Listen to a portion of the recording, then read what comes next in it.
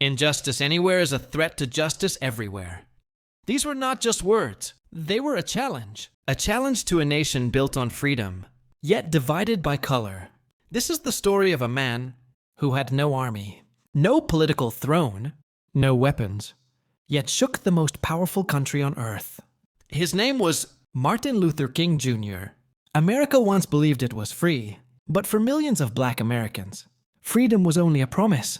Never a reality. Separate schools, separate buses, separate neighborhoods. Racism was not hidden. It was legal, and silence was expected. Then came a man who refused to stay silent. Martin Luther King Jr. was born in 1929 in Atlanta, Georgia.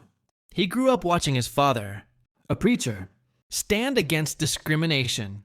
As a child, Martin lost white friends, simply because society told them to stay apart. That pain stayed with him, but instead of turning into hatred, it became purpose. King was intelligent, disciplined, focused. He studied theology and philosophy. But one idea shaped him more than any other: nonviolence.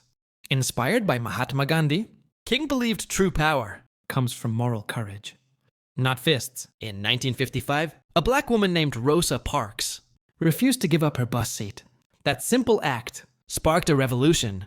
Martin Luther King Jr. was chosen to lead the Montgomery bus boycott. For 381 days, people walked instead of riding buses. They were threatened, arrested, attacked, but they did not stop. And they won. King became a national voice. And with fame came enemies. He was jailed multiple times. His home was bombed. He received death threats daily. The FBI watched him. The media attacked him.